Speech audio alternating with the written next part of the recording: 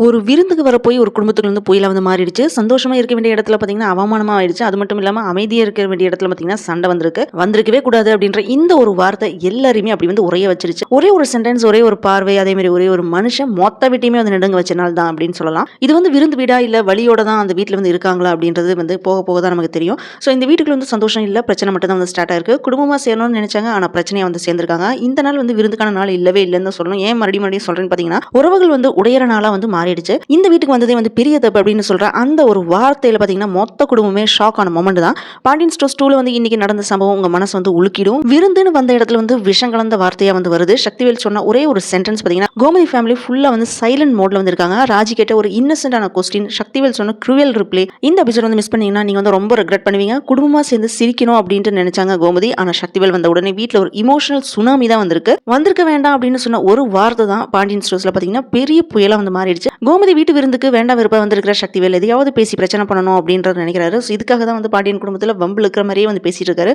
அண்ணன் ஜெயரை வந்து எந்த காரியத்திலுமே வந்து பழனி வந்து பயத்துல வந்து இருக்கான். சக்தி என்ன பிரச்சனை தான் வந்து பண்ணுவாரு அப்படின்றத வாங்க டீட்டெயிலா பார்க்கலாம். இந்த எபிசோட ஆரம்பமே ஒரு அசிங்கமான டென்ஷனோட தான் வந்து ஸ்டார்ட் ஆயிருக்கு. வீட்டுக்குள்ள சந்தோஷம் இருக்கணும்னு நினைக்கிற நேரத்தில் யாரோ ஒருத்தர் உள்ளுக்குள்ள வந்து சண்டைக்குன்னு விதையை வந்து போட்டுட்டு வந்த மாதிரி வந்து இருக்கு.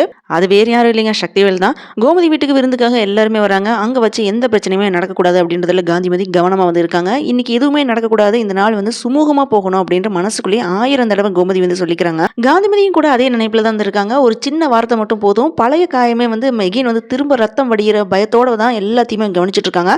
ஆனா சக்திவேல் வந்ததுலேருந்தே ஒரு திட்டத்தோட தான் வந்திருக்காரு. ஏதாவது பிரச்சனை இழுத்து விடணும் அப்படின்னு திட்டம் போட்டுட்டு இருக்கிற நிலையில தான் சுகன்யானால ஒரு புதிய பிரச்சனை ஒன்று ஆரம்பிக்குது.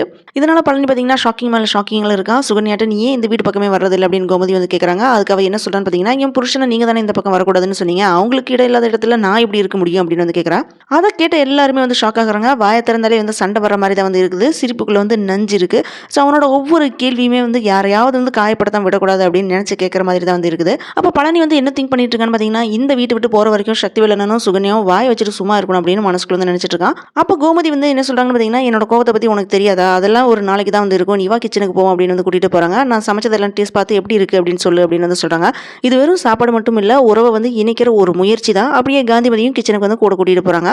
அந்த இடத்துல கோமதி காட்டுற மெச்சூரிட்டி வந்து அழகா இருந்துச்சு. அப்போ ராஜிட்ட வந்து வராதவங்க எல்லாம் வீட்டுக்கு வந்திருக்காங்க, கூட்டிட்டு போய் வீட்டை சுத்தி காமி அப்படின்னு வந்து பழனி சொல்றான். ராஜியும் வந்து ரொம்ப ஹாப்பியாகி அம்மா சித்தி வந்து கூட்டிட்டு போறாங்க. அதுக்கப்புறம் அண்ணனையும் சரி மச்சானையும் சேர்த்து வைக்கணும் அப்படின்னு நினைச்சு ஏதாவது பேசுங்க அப்படின்னு வந்து சொல்றான். சரவணன் என்ன பண்றாரு பார்த்தீங்கன்னா, செந்தில் வந்து கூப்பிட்டு உட்கார சொல்லிட்டு அதே மாதிரி கதிர் முத்துவேல் பக்கத்தில் வந்து வழுக்க டைமாக வந்து உட்கார வைக்கிறான். அவன் உடனே வந்து எணிச்சு அதெல்லாம் வேண்டாமாமா அப்படின்னு வந்து சொல்கிறான். அந்த இடத்துல கூட பார்த்தீங்கன்னா சின்ன ஈகோ, சின்ன விளக்கம், அதே மாதிரி சின்ன குத்து அப்படின்னு எல்லாமே கலந்துருக்கு. உடனே பழனி என்ன சொல்கிறான்னு பார்த்தீங்கன்னா, மாமனார் மேலே கதிருக்கு வந்து ரொம்ப மரியாதை, அதனால தான் உட்கார மாட்டான் அப்படின்னு வந்து சொல்கிறான். சக்திவேல் வந்து திமிரா வந்து செந்தில்ட்டு வந்து கவர்மெண்ட் வேலையா அப்படின்னு வந்து கேட்குறாரு. அவனு பதிலுக்கு என்ன சொல்கிறான்னு பார்த்தீங்கன்னா, அங்கே நமக்கு வந்து ராஜ மரியாதை, நான் இல்லாமல் எந்த வேலையுமே நடக்காது அப்படின்னு அளந்து விடுறான். அப்போ கதிர்ட்டு வந்து டிராவல்ஸ் எல்லாம் எப்படி போகுது அப்படின்னு வந்து முத்து வந்து விசாரிக்கிறாரு. அந்த சமயத்தில் கோமதி வந்து ஸ்நாக்ஸ் எடுத்துட்டு வந்து கொடுத்து நம்ம எல்லாருமே சேர்ந்து ஃபோட்டோ எடுத்துக்கலாமா அப்படின்னு வந்து கேட்குறாங்க. அதுக்கு சக்திவேல் இப்போ எதுக்கு அப்படின்னு வெறுப்போட வந்து கேட்குறாரு. உடனே பழனி வந்து எடுத்துக்குவானே அப்படின்னு வந்து சொல்கிறான். குறிஞ்சிப்பூ பூக்கிற மாதிரி ஒரு விஷயம் வந்து நடந்திருக்கு அப்படின்னு வந்து சொல்கிறான். எவ்வளோ அழகான வரி, ஆனால் அதுக்குள்ளே இவ்வளோ வழி இருக்குது.